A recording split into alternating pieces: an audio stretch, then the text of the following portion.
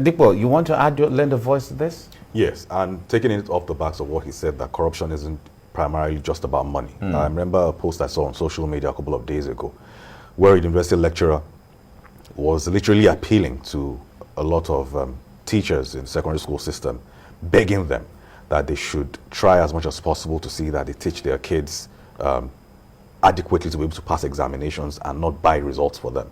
Because he found that a lot of them come into the university system with fantastic distinction results, all A's, all B's, and then they get into 100 level and then they can't solve simple equations, and then he had to get an SS1 tutorial to take them because the foundation itself was rotten.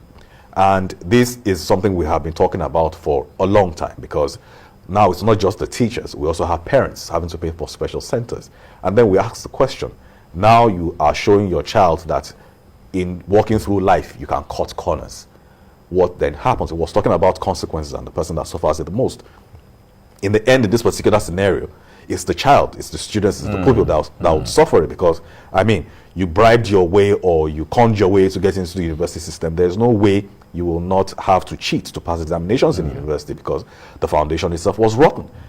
So you're in the university system, you have no idea what is going on. You need to find a way to pay lecturers, and then you do all of that for 4 or 5 years. You get out there, you become a medical professional or you become a civil engineer, and then we see all the rot we've seen in the system. So in the end, we keep saying that all these issues fundamentally lie with the family system.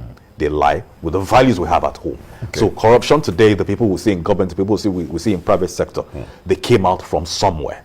We need to address that element of society. All right, corruption coming out from somewhere. Dio, the point there is, if you look at the trends over the last few decades, if you put Nigeria on the platter and say, let us analyze Nigeria from the 60s and the 70s and 80s and 90s and all of that, someone would say that Nigeria has been deteriorating when it comes to the perception of corruption.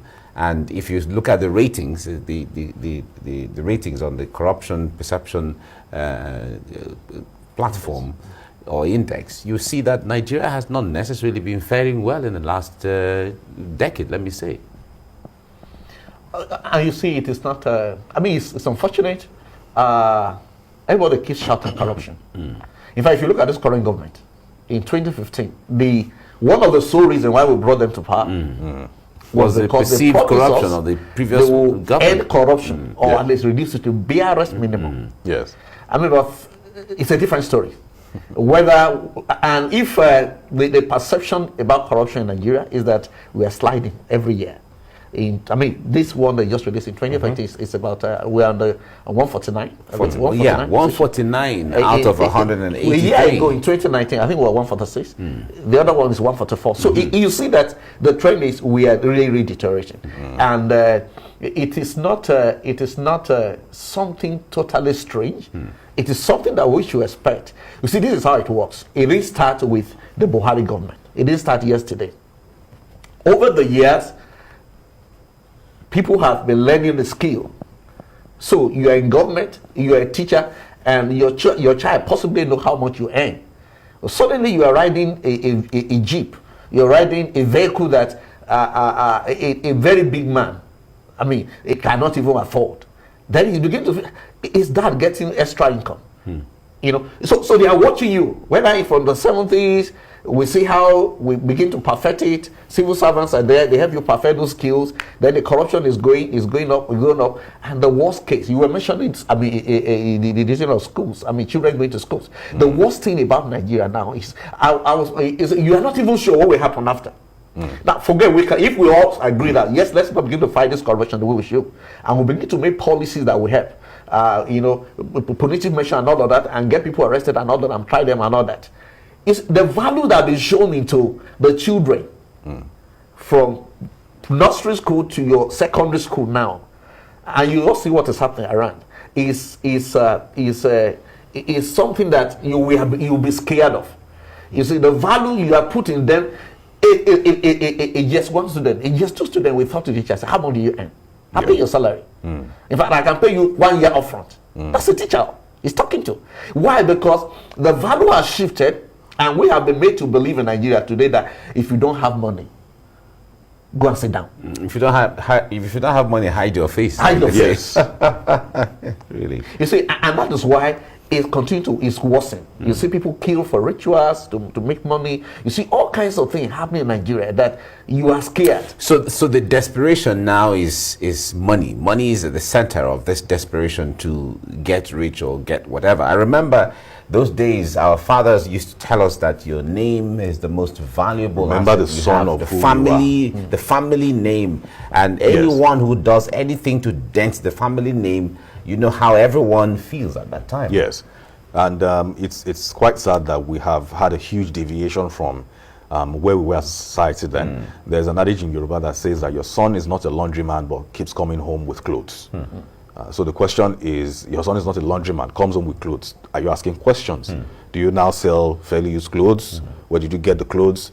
Did somebody give you to keep? Did you borrow it? Did you steal it? But today we're not asking questions.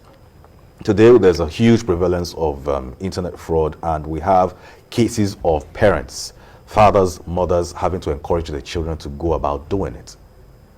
That is where we are now as a society, and for me, it is quite disheartening because, in the end, the value system has been grossly eroded because that is what is at the heart of this corruption issue that we're talking about, either at home or in society at large, because the value system somehow, I really don't know how we got here, but the value system has been eroded, and then we keep asking ourselves, how did we get here? Because somehow money is at the center of everything that we do. It's no longer about, oh, your name means something. If they say, oh, you are the son of so and so, it means something, and then you wear that name with pride. Doesn't mean that your father owns a car. Your father doesn't have to own a car. He may have died a tenant, but there's your father carried himself with dignity and integrity, knowing that if you are seen somewhere doing something, they say that no, you shouldn't be doing that. That is not how they behave in your family.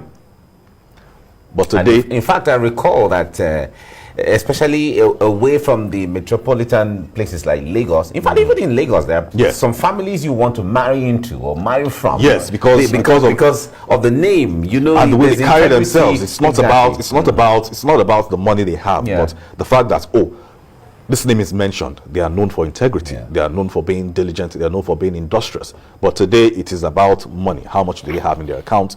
What network do they have? Who are the people they know? Who are the people we can gain access to by having your daughter or your son marry into that family? And that is where we are today. And unfortunately, I believe that we need to go back to where we used to value. Because if we do not do that... Where we used to value. Yes, because if we do not do that, we find that money is at the heart of everything. And then the massive erosion we have to our value system will keep happening, and it will keep growing exponentially. All right. We have to go back to where we used to value. I think I like that line there. Now, we have the government of Nigeria and so many other governments, especially on the African continent, at one point or the other, seeing that corruption has been, increasing perceptively, decide to set up agencies to fight corruption. And in Nigeria, we saw the EFCC and also the ICPC, being special agencies to fight corruption. Yet we still see corruption, and sometimes even with impunity. There's a video recently that went viral of the son of a governor, with Ghana must go bags of cash. The son of a governor, wouldn't want to mention, but the point there is, in fact, carrying cash like that physically, that's naturally is even money laundering one way or the other based on how it is seen. So what do you make of agencies fighting corruption who have financial intelligence, capacity and capabilities and all of that? They trace the monies, they know where the monies go, and all of that. We hear so many of those figures on the front pages of newspapers and headlines across media stations every day, yet our ranking is still as bad, sometimes even worse than the previous years.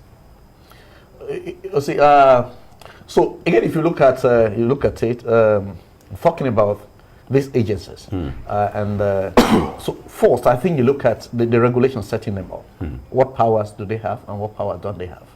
Then two, you look at their capacity to do what they have been set up to do, and also the will. And when I say the will, maybe you take it up a little further too, because the person who pays the piper should dictate what tune should play. So, and that's where the will comes in. So, if you look at the regulation, to the extent that there are some fundamental flaws here and there with our constitution, for example, or with those regulations that set up those organizations, there's a limit to where they can go. So you just talk about the daughter of a governor or the son of a governor. And a governor that we knew how much he was collecting, how much he worth when he entered power, when he got to power, and suddenly within 1 year, he become a billionaire, owning all kinds of property everywhere. But then you see, somebody say you cannot touch him because he's the governor.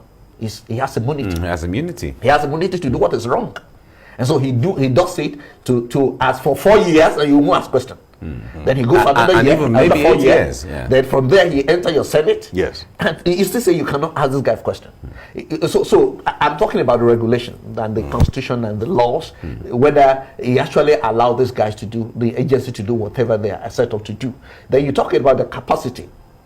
Do they have the right requisite training? Do they have the manpower to actually go after those who are seen as, perceived as corrupt and all that? Then the final thing I want to quickly mention is the will of this government, the will of the agency linked to the will of the president, people or the president or whoever has appointed them, and that is seen in some cases, and in many cases in Nigeria, for example, where everybody is shouting this person is corrupt.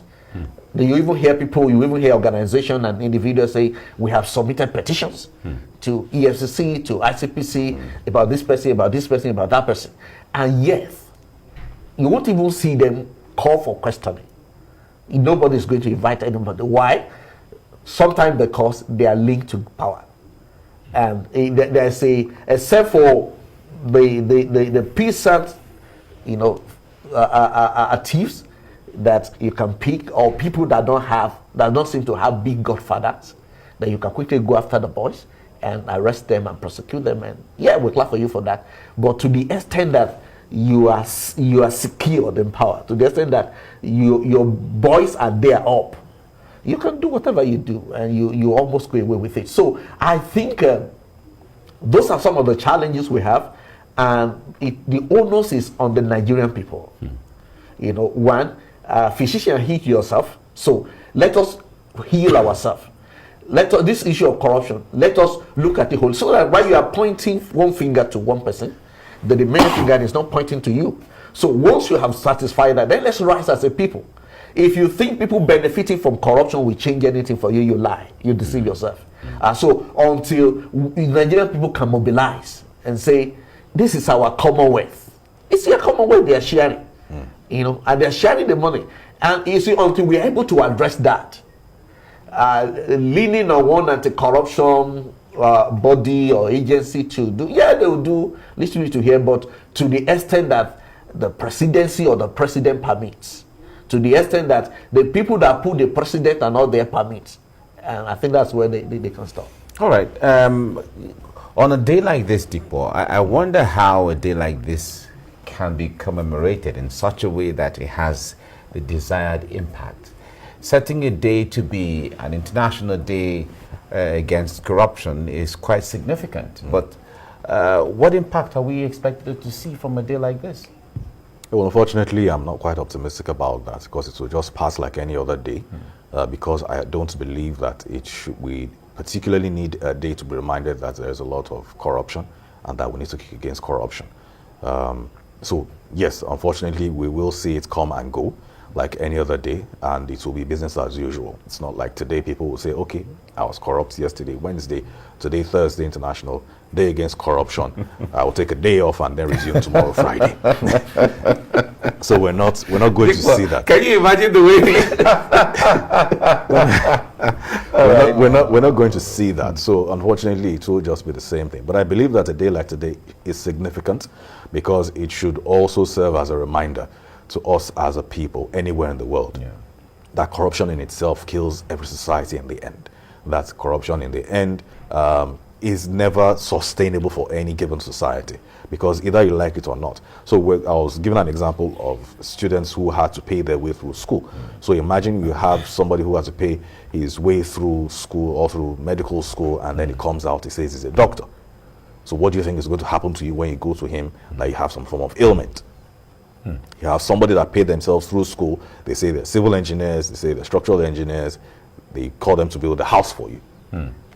What do you think is going to happen? Tell them to build roads for you. What do you think is going to happen? So in the end, it has a ripple effect where it gets to affect us. Because when you then say that, okay, you know what, I don't do the thing of having to pay for my child to go through special centers. But you see somebody else that does it, and then you believe that it's okay. Not understanding the fact that when that child comes out, they'll end up treating your own children, and they may kill them on the operation table. So in the end, it affects us all, one way or the other. So until we take it as personal as we should take it, I'm afraid that we will keep having these conversations. So we need to have a strong sense of ownership in terms of fighting this issue of corruption. Not just talking to the people in government, but also within our own inner circles and within the environment and society that we have found ourselves, to ensure that we ourselves are setting the right examples. Okay. Dayo, I wonder how, in fact, if you watch, for those who have not traveled abroad and has